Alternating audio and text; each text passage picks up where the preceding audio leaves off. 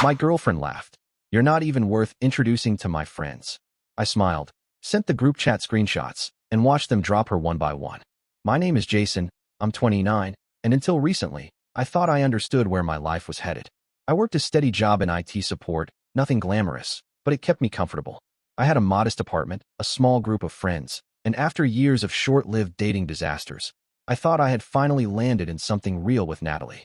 She was 27, lively, charismatic, and effortlessly charming in a way I never was. When she walked into a room, she didn't just attract attention, she commanded it.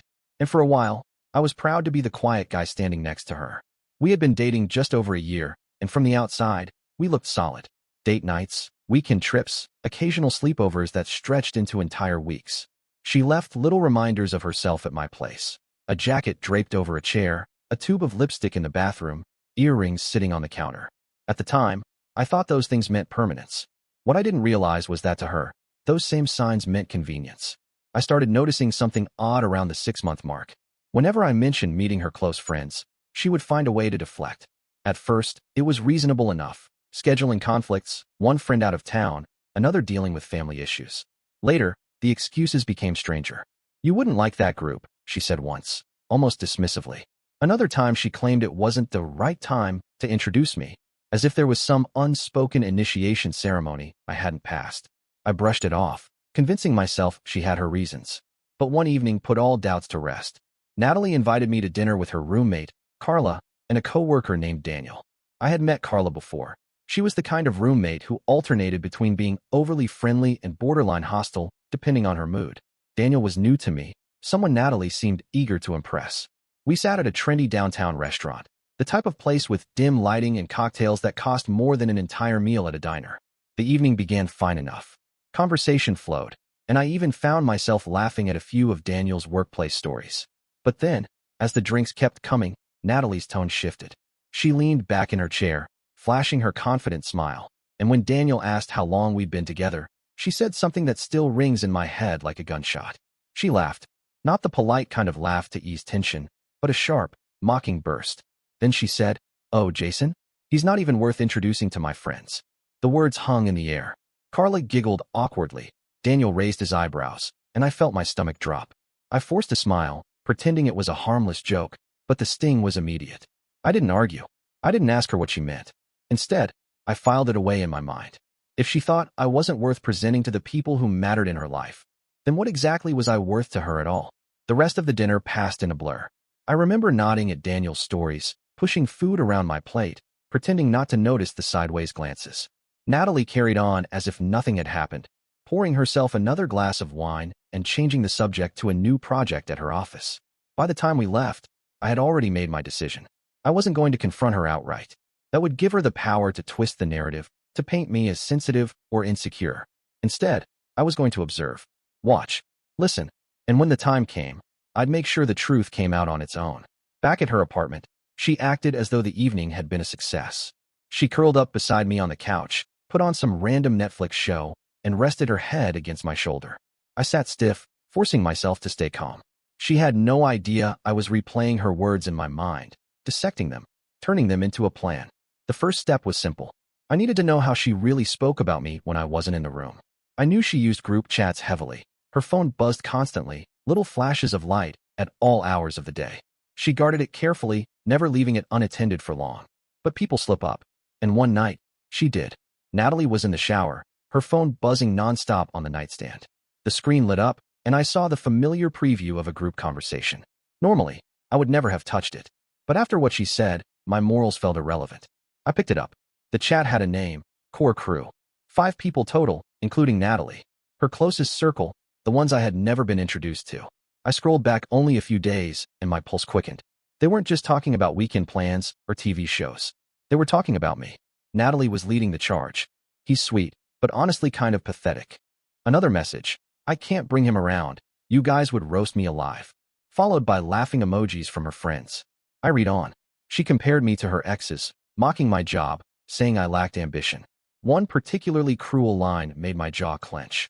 I swear, being with Jason is like babysitting a nice guy who never grew up.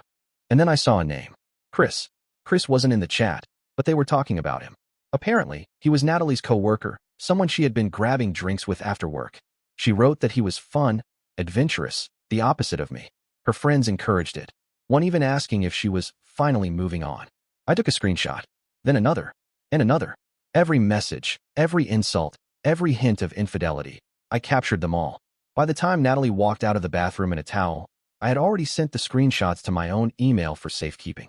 I handed her phone back casually, pretending I hadn't touched it, and she smiled like nothing had changed. But something had changed. Drastically. Over the next week, I became a different person around her. I listened more closely, noting every detail about her schedule, her habits, her stories. I noticed inconsistencies, claiming she stayed late at work when her location tags on social media said otherwise. I watched her friends' reactions when she mentioned me. Some avoided eye contact. Others smirked. Every little detail fed into my growing suspicion that I had been nothing more than a placeholder. Someone convenient until she found better. But here's the thing. I wasn't going to rage or explode. I wasn't going to give her the satisfaction of watching me unravel. Instead, I was going to let her own words dismantle the world she built, piece by piece. And it all started with that dinner, with her laugh echoing in my ears. What she didn't know was that I had every insult preserved, every betrayal documented, and every friend in her so-called core crew about to see exactly who she really was. The night I found the group chat, everything inside me shifted. I didn't rage, I didn't scream, and I didn't confront Natalie. Instead, I decided to study her, the way someone studies a puzzle with missing pieces. I wasn't going to act until I understood exactly what I was dealing with. For the first few days, I kept my distance emotionally while keeping up appearances. I still cooked dinner when she came over, still asked about her day, still kissed her on the forehead when she left. But inside, I was cataloging every word, every action. Natalie underestimated me. She thought I was slow, passive, easy to manipulate. But she had no idea that I had already started mapping her entire world, her habits, her lies, and the fault lines in the friendships she clung to so tightly. The group chat became my compass. Whenever Natalie left her phone unattended, I scrolled through the messages. I learned their rhythms. Who initiated most conversations, who reacted with sarcasm, who seemed more hesitant. Marcy was the loudest voice. She was the one cheering Natalie on whenever she bragged about flirting with Chris. She made jokes at my expense, calling me the IT guy with the social skills of a printer. Her cruelty was effortless, as if mocking me bonded her to the others. Brianna, on the other hand, was different. Her responses were shorter, less enthusiastic. Sometimes she ignored Natalie's digs at me completely. Once, when Natalie called me a safety net until something better comes along, Brianna replied only with, "That's harsh." It wasn't much, but it told me she wasn't fully on board. Those small differences mattered. They told me that the core crew wasn't as solid as it seemed. There were cracks in their loyalty, and cracks could be widened. Meanwhile, Natalie's behavior toward me grew bolder. She became careless, sometimes even brazen, as if she assumed I'd never push back. She forgot plans we'd made, claiming she had late-night deadlines, only for me to see her tagged in Instagram stories at bars. One evening, she came to my apartment smelling of someone else's cologne, laughing about work drinks. I didn't ask who she had been with. I didn't have to. The group chat told me everything. She and Chris had been spending more time together. He wasn't in the chat, but his presence was constant. They talked about his jokes, his bold personality, his adventurous nature. Natalie hinted that he made her feel alive. Her friends egged her on, some teasing her about replacing me. But there was more. Through the chat, I pieced together their schedules. Drinks after work on Thursdays, brunch on some Sundays, errands that aligned suspiciously with Chris's days off. She thought she was clever, but she left breadcrumbs everywhere. I began to document everything. Screenshots of the chat, timestamps of her social media activity, copies of receipts she left lying around. I even tracked her location tags when she posted photos. Slowly, a timeline emerged, a clear pattern of her movements and lies. It felt less like snooping and more like conducting an investigation. I was no longer her boyfriend in the traditional sense. I was an observer, a detective quietly building a case. And I wasn't rushing it. The longer I waited, the more evidence piled up. The turning point came one Friday evening. Natalie said she was going out with Carla to shop for home stuff. She asked if I wanted to join, but the invitation was half-hearted. I declined, telling her I had a long week and wanted to rest. She left around 6. By 9, I was scrolling through her friends' stories on Instagram. Carla was at her boyfriend's place, posting photos of them making pasta together, which meant Natalie wasn't with her. At 10, I saw the proof. A photo posted by one of Chris's coworkers, a group shot at a bar downtown. In the background, blurred but unmistakable, was Natalie, leaning into Chris with a smile that wasn't meant for a casual colleague. I saved the photo, then went back to the group chat. Sure enough, minutes later, Marcy commented about how cute they looked together. Natalie laughed it off in the chat, but the subtext was clear. She didn't care who knew. That's when it clicked. She wasn't just hiding me from her friends. She was embarrassed of me in front of them, while parading herself with Chris as though he was the real catch. And that humiliation, that deliberate erasure, was exactly what I could use against her. Over the next week, I refined my strategy. I didn't want to expose her all at once. That would create shock, but not lasting damage. Instead, I wanted her to watch her own foundation collapse slowly, friend by friend, until there was nothing left to hold on to. The key was the group chat. It was the hub of her social world, the place where she curated her image, where she maintained control. If that chat turned against her, she'd have nothing left. So I studied the dynamics more closely. Marcy was loyal to Natalie, but also impulsive. If doubt crept in, she might lash out quickly. Brianna was reserved, a quiet observer who might already harbor doubts. The others, Carla and a woman named Elise, were somewhere in the middle, passive but easily influenced. What I needed was a way to plant seeds of mistrust. It came sooner than I expected. One night, Natalie fell asleep on my couch after too many glasses of wine. Her phone was unlocked in her hand. I slipped it away gently and opened the group chat. Scrolling through, I found the perfect thread from earlier that day. They had been talking about an upcoming party. Natalie joked that she wouldn't bring me because I couldn't keep up. Marcy responded with laughing emojis. But Brianna had said, "That's kind of cruel, Nat. You've been with him a while. Doesn't he deserve better?" Natalie replied, "Better?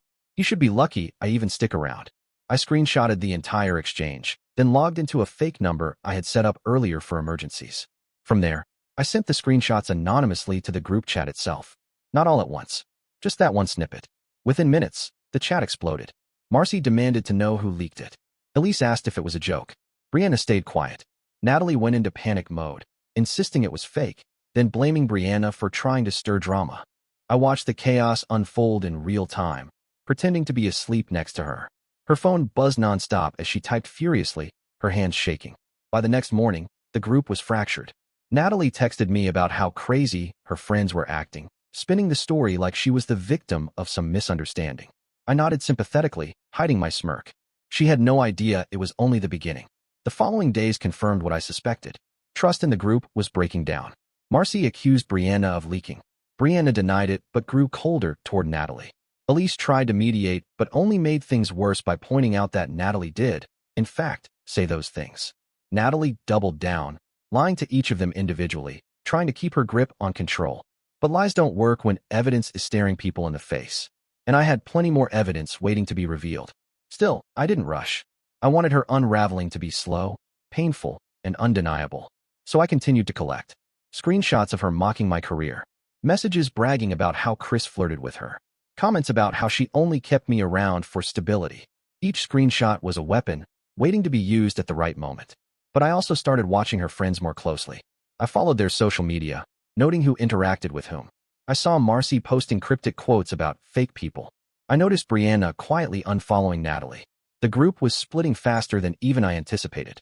And in the middle of it all, Natalie kept laughing at me, oblivious. One night, she sat across from me at dinner, scrolling through her phone with a smirk.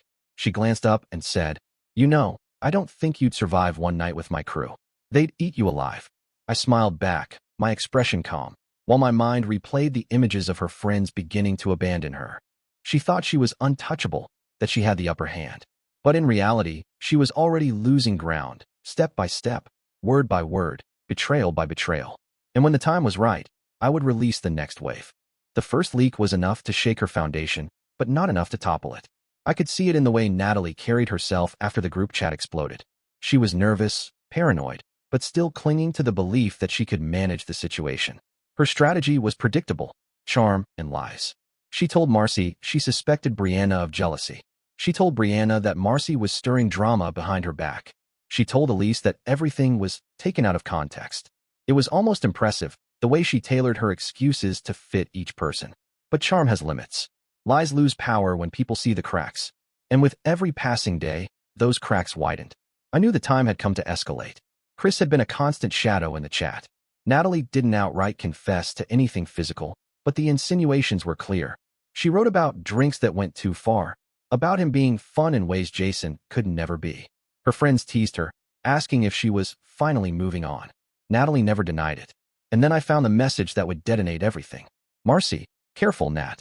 People at work are going to notice if you keep hanging out with Chris this much. Natalie, let them notice. Jason doesn't matter. Chris actually makes me feel something. That was all I needed. The next Friday night, Natalie told me she was going out with Carlo again. I didn't even bother pretending to believe her. As soon as she left, I checked her location tags through a side account I'd set up. By 9 p.m., she was at the same bar as Chris. I sat in my apartment, scrolling through the screenshots, preparing to strike. It wasn't anger I felt anymore. It was a calm, deliberate focus, the kind you get before pulling a trigger. At 10:15, I sent the first screenshot to the group chat from my anonymous number. Natalie's words about Chris making her feel something. The effect was immediate. Messages poured in. Brianna, wow. So it's true.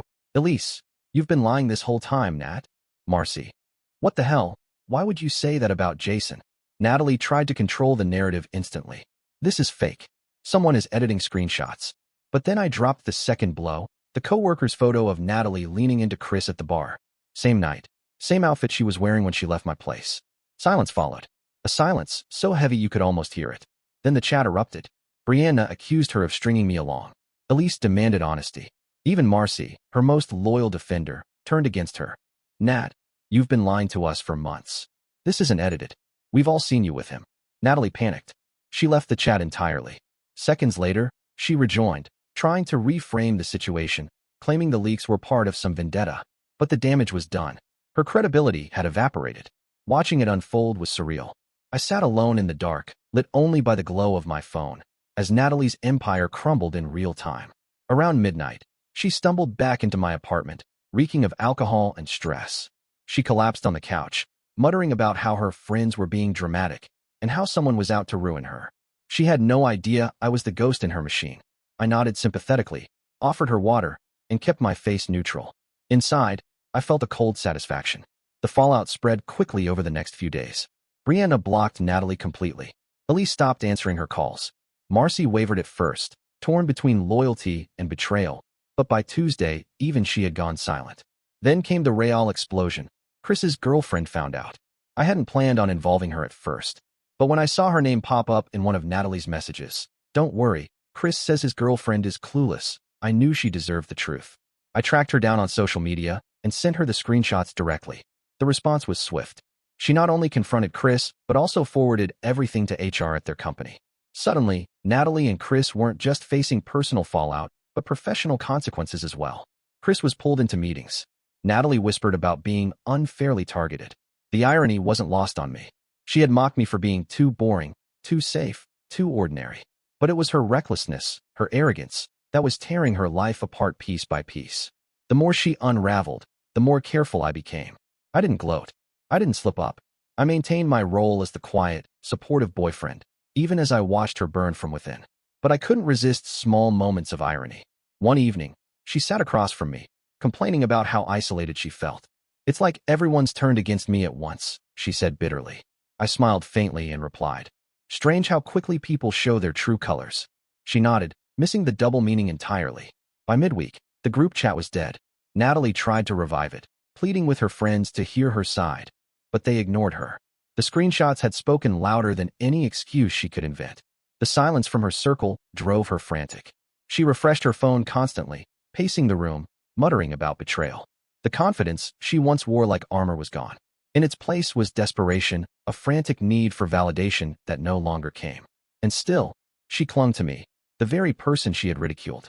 She started talking about moving in together, about building something real. I almost laughed out loud at the irony. She wasn't seeking love. She was seeking stability, someone to anchor her now that her social world had collapsed. But I had no intention of being her safety net. The final act of part 3 came on a Thursday night. Natalie begged me to come to dinner with her, just the two of us. She seemed nervous, almost rehearsed, like she was preparing for some grand confession. At the restaurant, she tried to pour her heart out. She admitted she had made mistakes, that she had acted out of fear, that she had taken me for granted. She promised things would change. I listened silently, nodding in the right places, but offering nothing back. She thought she was winning me over, that her performance was working. But in my pocket, I had the final piece of evidence. A screenshot of her mocking me to the group chat just 2 weeks prior, calling me the kind of guy you keep around only until something better shows up. I hadn't released it yet. I was saving it for the perfect moment. And that moment was almost here. As she spoke across the table, I realized something. Natalie wasn't apologizing because she cared about me. She was apologizing because she was losing everything else. I was her last option, her last audience, the only person who hadn't yet abandoned her. That's when the calm hardened into resolve. She thought she could laugh at me, belittle me, erase me from her life while building another with Chris. But now she had no friends, no loyal allies, and soon, she would have no me. Her fall wasn't complete yet, but it was close, very close, and I would be the one to deliver the final push. By the time Thursday's dinner ended, I knew exactly how the story would close. Natalie sat across from me, sipping her wine with a nervous smile, acting as if her half-hearted confessions had wiped away months of betrayal. She thought she still had control, that I was the dependable man who would forgive her, swallow the humiliation, and remain by her side. But she didn't understand that the Jason she mocked no longer existed. The quiet placeholder she had ridiculed at bars, the boring boyfriend she laughed about in group chats, he was gone. What remained was someone colder, sharper, someone who had already dismantled her social circle piece by piece. All that was left was the final strike. I waited until the weekend. Timing mattered. She had been desperate all week, clinging to me with new intensity. She texted constantly, asked when we'd see each other, even suggested a trip together to get away from all the stress. I agreed with everything she proposed, giving her just enough hope to lower her guard further. On Saturday, she invited me to her apartment. Carla wasn't home. The place felt eerily quiet, stripped of the usual background noise of music or laughter. Natalie had cooked dinner, a rare gesture from her. She was pulling out all the stops, convinced she could repair what she had shattered. We sat at her small dining table. Candles flickered. She talked about how toxic people had poisoned her friendships, how jealous coworkers had twisted things at her office. She cast herself as the victim, weaving a story where everyone else was to blame. I listened silently, chewing my food slowly, my expression unreadable. She mistook my calm for sympathy. Halfway through the meal, she reached across the table, took my hand, and said, "Jason, I want us to be stronger than ever. I need you." That was when I pulled out my phone. I didn't speak. I simply opened the final screenshot, her line from 2 weeks earlier. Jason is the kind of guy you keep around only until something better shows up. I slid the phone across the table toward her. Natalie froze. Her eyes darted to the screen. Her face drained of color. For a moment, she didn't breathe. Then she whispered, "Where did you get this?" I leaned back, my voice steady. "From the same place I got everything else." She stared at me, realization spreading across her face like cracks in glass. She opened her mouth, searching for excuses, but none came. She knew the game was over. "I sent it to them," I added. "All of them. Every word you ever said. They know exactly who you are." Her chair scraped against the floor as she stood abruptly, pacing the room. "You don't understand, Jason. It was just jokes, exaggerations, venting. They twisted it. You twisted it." I shook my head. "No, I didn't twist anything. I let your words speak for themselves." She stopped pacing, turned toward me, and I saw the fear in her eyes. Not fear of losing me, but fear of the isolation she already felt tightening around her like a noose. The following days unfolded like watching dominoes fall. By Monday, her group chat was gone. Deleted. She tried to start a new one, but only Carla joined, and even she stayed silent. Brianna had blocked her number. Elise unfollowed her on every platform. Marcy, once her closest ally, posted a cryptic line online. "Funny how some people reveal themselves. Don't worry, karma always shows up." At work, things were worse. Chris's girlfriend had forwarded the evidence to HR, and while they couldn't fire Natalie outright, the whispers were relentless. She found herself excluded from projects, avoided in meetings, no longer the charismatic center she once was. Her reputation, carefully built over years, was in ruins. And in her personal life, the collapse was even sharper. Invitations stopped coming. Her weekends, once filled with brunches and parties, turned into empty stretches of silence. She scrolled her phone constantly, waiting for a notification that never arrived. She clung to me harder than ever, but I kept my distance. I answered her texts with cold brevity. When she asked to see me, I claimed work obligations. When she begged for reassurance, I gave none. She was beginning to understand that I wasn't her last safety net. I was the one holding the scissors. The final severing came one evening at my apartment. She showed up unannounced, eyes red from crying, hair disheveled. She dropped onto my couch and said, "Jason, please, don't leave me. I've lost everyone else. I can't lose you too." Her voice cracked, the confident tone replaced with raw desperation. For a moment, I almost felt pity. Almost. But then I remembered every word she'd written, every time she mocked me, every time she told her friends I wasn't worth introducing. I stood, walked to the door, and held it open. She stared at me in disbelief. "You're serious?" I nodded once. "You wanted to see what I was worth. Now you know." She broke down, pleading, but I didn't waver. Eventually, she walked out, her sobs echoing down the hallway.